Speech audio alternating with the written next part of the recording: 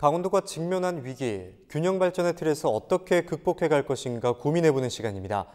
극심한 인구 감소로 지역의 소멸까지 우려되는 상황 속에서 정부는 농촌이 직면한 위기를 극복하기 위해 지역의 자립성장 기반 구축을 지원하는 신활력 플러스 사업을 추진하고 있는데요. 이번 시간 헬로 이슈토크에서 강원도의 신활력 플러스 사업은 어디까지 진행됐고 또 앞으로 나아가야 할 방향은 무엇인지 들여다보는 시간 마련했습니다. 스튜디오에 대통령 직속 국가균형발전위원이신 이기원 한림대학교 교수, 최선강 강원대학교 교수 나와 계십니다. 안녕하십니까? 안녕하세요. 네, 안녕하십니까? 안녕하십니까?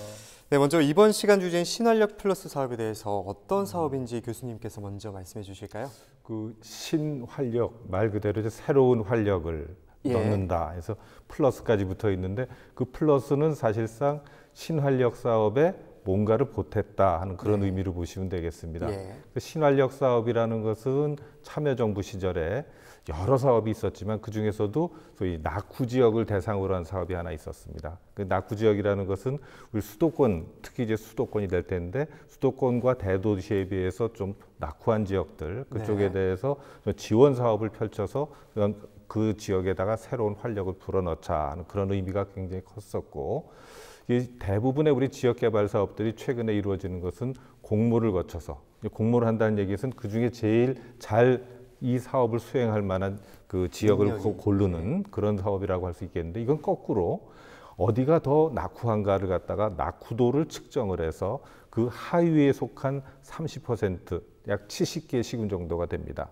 그 70개 시군에 대해서 또 한 번 세 등급으로 또 나눕니다. 상중하로 나눠서 그 중에서도 제일 어려운 시군에는 매년 30억, 그 중에 좀 형편이 나은 시군에 대해서는 매년 20억. 그래서 차등을 두어서 3년 동안 지원을 해주고 그 성과를 평가해서 사업을 할 만하다 하는 시군만 한 60개 정도를 또 추리고, 그 다음에 나머지 떨어진 데서는 떨어진 데 빼고 또 한 10군데를 또 위에서 채워서 그렇게 해서 3년 또 3년 이렇게 진행을 하면서 상당히 많은 성과를 거뒀다. 그래서 거기서 나온 뿌리들 중에 하나가 이제 향토산업 육성 사업이라든가 그다음에 자원 복합화 사업이라든가 하는 지역의 특화 자원들을 그걸 갖다가 사업화, 소득 사업화하는 것들은 많이 만들었죠.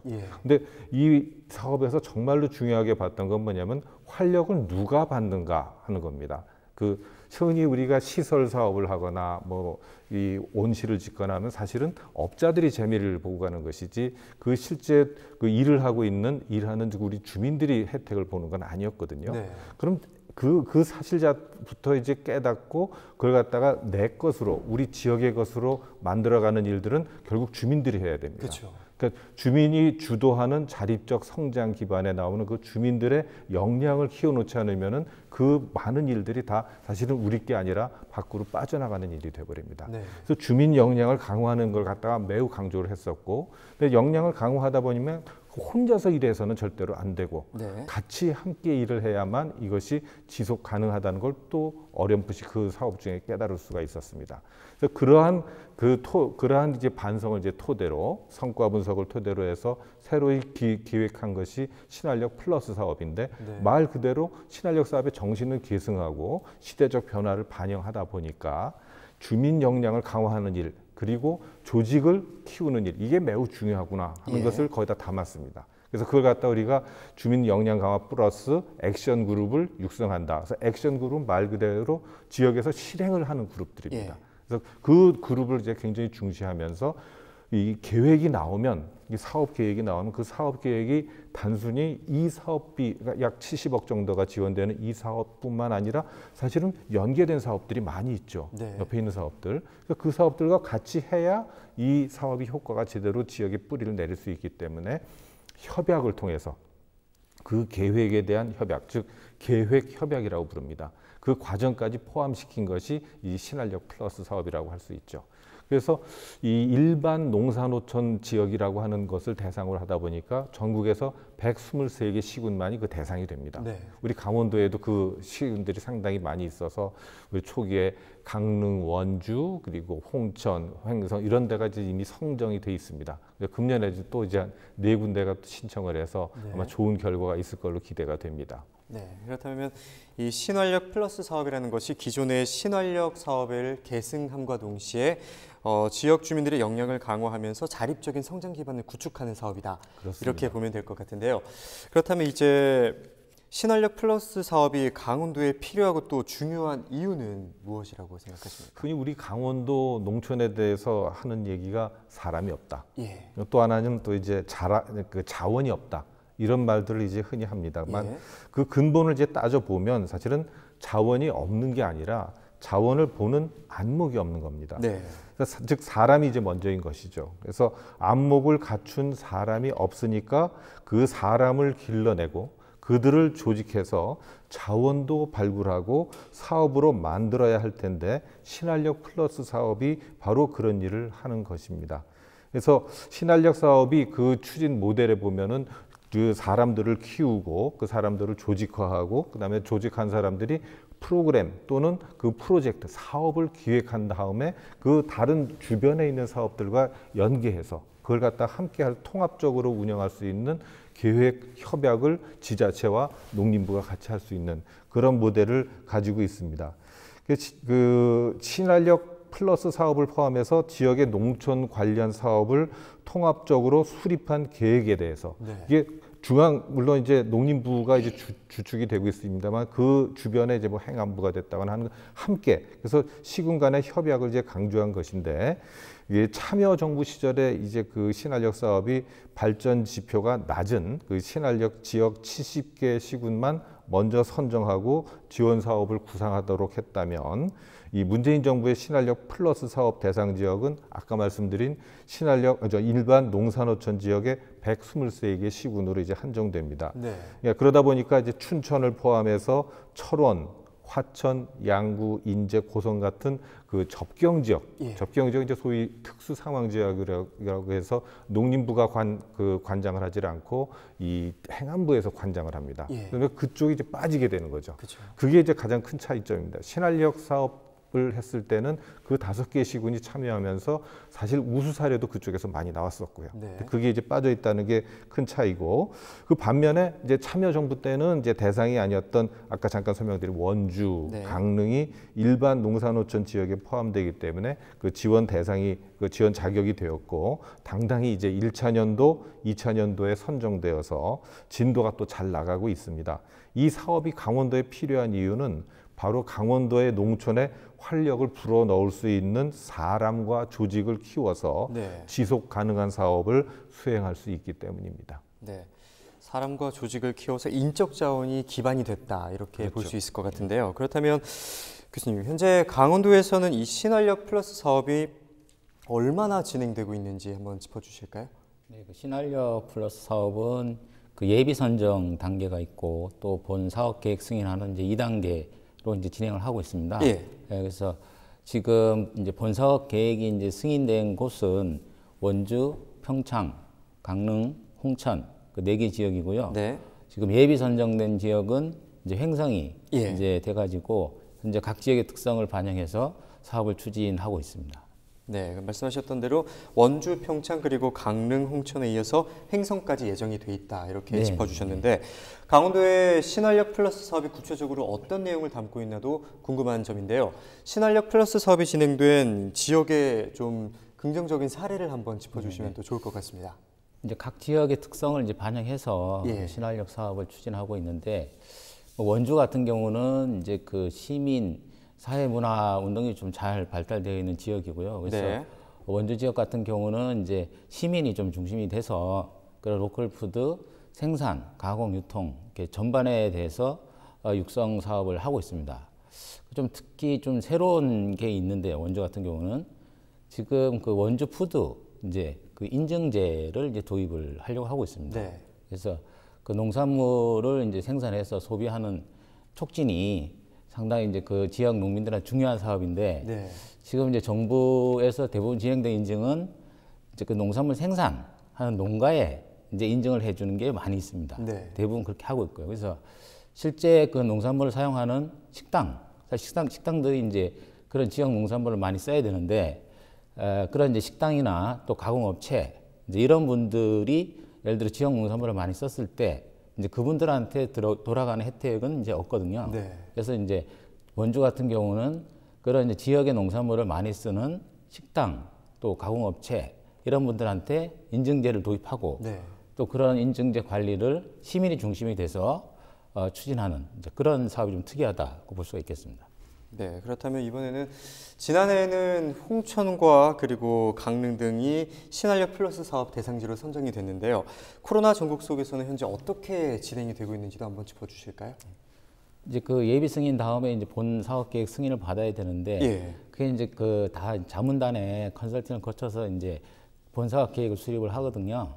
근데 이제 저도 이제 뭐 공천도 가고 또 서울에서도 하고 여러 번 했는데 이제 코로나 때문에 그 대부분 다 회의를 이제 뭐 마스크 쓰고 하고 예. 또 뭐 영상으로도 하고 그렇게 해서 어렵게 해서 요번에 두 군데 다 또 이제 승인을 받아서 아마 하반기부터는 이제 본격적으로 진행할 계획으로 그렇게 있습니다.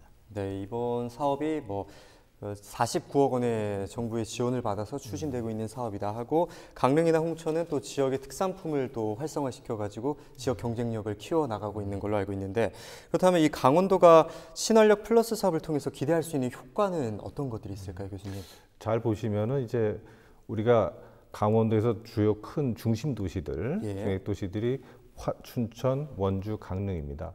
근데 춘천은 아까 말씀드린 대로 이제 그 특수 상황 지역에 포함되기 때문에 그래서 그 행안부하고의 사업들, 네. 소위 특수 상황 지역 사업이라는 걸 받아서 이제 그쪽에 농촌 지역하고 함께 이렇게 일을 하다 보니까 약간 농림부 사업하고는 조금 떨어져 있습니다. 반면에 원주나 강릉은 그런 도농 통합시로서의 역할로서 가장 큰 것이 농촌을 살려줄 수 있는 것은 결국 농촌의 생산자들과 농촌 지역의 생산자들과 도시 지역의 소비자들이 함께하는 그런 가장 큰 모습은 이제 결국 로컬 푸드라는 흐름을 통해서 나타날 수가 있게 되는데 그 두 가지가 두 시군이 다 그쪽 영역에서 네. 주제를 잡고 추진하고 있습니다. 네. 근데 그 로컬 푸드 운동이라는 것을 하다 보면 네. 결국은 이게 시민 사회의 영역에서 네. 주민들이 만족하는 그런 영역에서 같이 계속 서로 이제 생산자와 소비자 이게 계속 소통을 해야 되는 문제이기 때문에 거기서 시민 의식이 싹 들 것이고 그걸 또 통해서 주민의 역량들이 조직화된 역량들이 커질 것이라고 생각이 됩니다. 네. 거기다 이제 우리가 홍천을 이제 최근에 승인하고 그다음에 평창을 승인했는데 평창이 이제 먼저 승인이 됐었죠. 그리고 네. 평창은 매우 우수한 사례로 많이 꼽히고 있습니다. 그리고 특히 평창에 대해서 우리가 갖고 있는 인식 중에 하나가 서울대 그 농생대 캠퍼스가 하나 들어와 있는데 그 연구만 하고 그 지역 사회는 전혀 사실 뭐 기억 없다 뭐 이런 이상한 말들이 돌았던 것을 이 기회에 네. 아주 일소할 수 있는 그런 지역 내에서 생산하시는 분들하고 그다음에 서울대 서울대 평창 캠퍼스가 수행할 수 있는 그 연구 능력, 그다음에 실제로 만들 수 있는 파이로트 생산 능력 이런 것들이 결합이 돼서 이 사업이 지향하고 있는 바대로 평창의 특산물들이 그렇게 고급화될 수 있는 계기 그리고 우리 최 교수님이 아까 말씀하셨던 인증 과정이라든가 이런 것들이 다 그 안에서 일어나는 그 모델이 거기서 평창에서 나올 수가 있게 되었고 예. 홍천의 경우는 이제 큰 주제는 사실 맥주입니다. 호프. 네. 옛날에 우리 혹시 기억들 나시는지 모르겠지만 홍천 길을 가다 보면 이제 호프 생산 농가들이 있었고 호프 조선 호프라고 이제 불렀던 것들의 원조가 거기 있었습니다. 80년대 초반. 그렇습니다. 예, 그랬던 것들에 대한 것의 향수도 있고 또 최근에 우리 맥주 문화가 많이 퍼지고 있는데 그것에 대해서 이 마을 단위에서 대응했던 것들을 갖다 군에서 하나의 소위 특성화 사업으로서 이제 키우고자 하는 것이죠. 그러다 이제 횡성 같은 경우는 작년에 이제 예비지구로 선정되었다가 이번에 이제 잘 진도가 나가고 있으면 그래서 저희 뭐 최 교수님하고 있다가 오후에 이제 착수 계획에 네. 대해서 한번 가서 검토를 해볼 예정입니다만은 그 지역의 특성 있는 장목도 이제 연결이 되지만 그거보단 그걸 수행할 수 있는 사람들 그리고 그 사람들의 모임 그래서 이제 그 액션 그룹이라고 실행한다는 뜻이 이제 포함되어 있는 예. 실제로 나온 계획들을 실행할 그룹들을 키워감으로써 지역에 어떤 사업을 하더라도 함께 할 수 있는 그런 역량들을 갖춰 나가는 것이 보다 중요한 것이고 그럼 결국 이 사업이 끝나고 나면 뭐가 남겠는가? 건물이 덜컥 남느냐? 아니면은 거기에 따른 그다음에 무슨 그 규칙이 남게 된 그런 것이 아니라 여기에는 사람과 조직이 남게 되는 아까 말씀드렸듯이 우리가 강원도에는 사람이 없다, 자원이 없다 했는데 그 자원을 볼 수 있는 안목을 갖춘 그런 역량을 갖춘 리더들을 키워내고 그들이 만든 조직들이 남아서 꾸준히 계속해서 사업을 할 수 있게 되는 것이죠. 다른 걸 기대하는 게 아닙니다. 네. 그걸 기대하고 있습니다. 사람과 조직이 중심이 되는 생산자와 소비자가 중심이 돼서 인적 자원을 키우고 또 여기에 나아가서 시민의식과 공동체의식까지 고취할 수 있게 하는 좋은 취지의 사업이라고 볼 수 있을 것 같은데, 그렇다면 강원도 신활력 플러스 사업이 이 지역이 가진 자산을 10분 활용해서 지역 스스로 성장할 수 있는 기반을 구축한다는 애초에 궁극적인 목표를 달성하기 위해서는 어떤 지향점을 좀 가져야 할까요? 그 지역 그 스스로 성장하는 이제 기반은 이제 지역의 이제 인재 양성과 또 지역의 사업들을 기획할 수 있는 그런 능력이라고 볼 수가 이제 생각합니다. 예. 그래서 그렇다 그러면 이제 지역에 있는 대학과의 연계가 상당히 중요하다고 생각하고요. 또 뭐 강원대를 예를 좀 들면 강원대학 같은 경우는 이제 지역 협력실을 설치를 해서 뭐 춘천시에 공무원이 파견 나와서 같이 근무하면서 그런 대학 교육 인재 양성, 지역 인재 양성, 또 지역의 사업 기획 이런 것들을 같이 고민을 하고 있습니다. 네. 그런데 이제 뭐 춘천이나 이런 지역은 좋은데 강원도 18개 시군에 그런 대학이 없는 곳이 많이 있습니다. 네. 그래서 그런 대학이 없는 군 단위 지역의 그 인재 양성이나 기획이 상당히 좀 어려운데 네. 그런 부분들은 앞으로 이제 대학이 좀 더 지역에 이제 들어가야 된다. 그런 면에서 지금 뭐 그런 AI 시대에 이렇게 돼 있는데 대학의 산학협력단이나 창업지원단 뭐 이런 조직들이 있습니다. 예. 그래서 그게 뭐 현지에 그런 조직 설치할 수는 없겠지만 그런 가상 뭐 산학협력단이나 가상 창업지원단 이런 조직들을 좀 그 군단위하고 연결하는 작업을 하면 네. 아무래도 그 지역의 인재 양성 또 그런 사업 기획력 이런 것들이 올라가면 그 지역에 또 정부 사업을 할 수가 있고 또 지역에 도움이 되는 지역 경제 발전에 아마 도움이 된다고 이렇게 생각을 하고 있습니다. 네, 18개 시군에 대학이 없는 지역도 있기 때문에 산학협력단 같은 것을 시군과 연계를 해서 지역 발전에 인재를 양성해야 한다고 이렇게 말씀을 해주셨는데, 그렇다면 신활력 플러스 사업을 통해서 강원 발전을 위한 기반을 성공적으로 구축하기 위해서는 앞으로 강원도에서는 어떠한 노력이 필요하다고 보십니까, 교수님? 일단 이제 사업에 대한 인식입니다. 이제 예.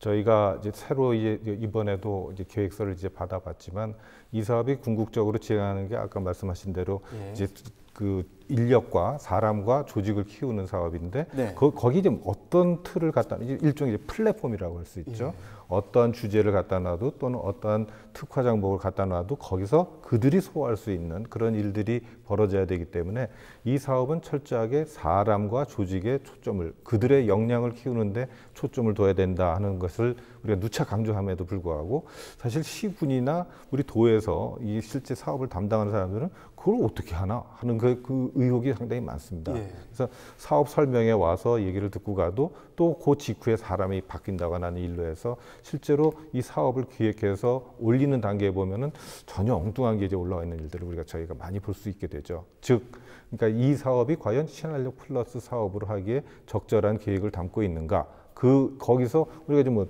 소위 이제 지표들이 있지만 그 지표를 통해서 보면은 이건 여전히 하나의 장목을 대상으로 해서 하기 때문에 그런 사업은 사실 좀 다른 지원 사업을 통해서도 얼마든지 할 수 있지 않느냐 이런 의견을 제시하는 경우들이 있습니다. 즉 이런 신활력 플러스 사업 같은 것이 있어서 그 사업을 통해서 사람과 조직을 키우고 그 다음에 다른 연계 사업들을 통합적으로 구축할 수 있는 그런 틀을 우리가 이 사업에서 할 수 있다는 걸 얘기해 주지만 지금 사실 우리 일반 농산어촌 지역 중에서 아직 선정이 안 된 데는 영월, 양양, 삼척, 정선 이렇게 한 4군데밖에 남아 있지 않습니다. 예. 이제 그분들을 대상을 해서라도 이제 새로 이제 사업 계획을 물론 이분들이 이제 이번에 신청을 했었고 그분들이 지원한 데에 대한 평가 결과가 이제 곧 이제 선정 결과가 이제 곧 나오겠습니다만은 예. 그 나오더라도 그 다음 내년도에도 또 우리가 또 공모를 하기 때문에 그쵸.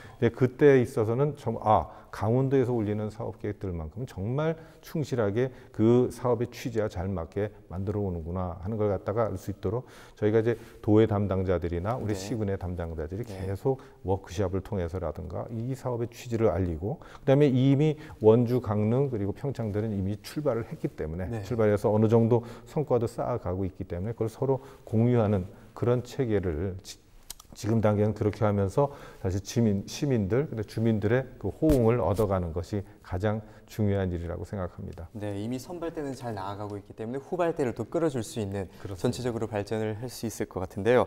이번 시간에는 강원도 신활력 플러스 사업의 현황과 전망에 대해서 알아봤습니다. 오늘 두 분 말씀은 여기까지 듣도록 하겠습니다. 고맙습니다. 네, 수고하셨습니다. 네, 고맙습니다.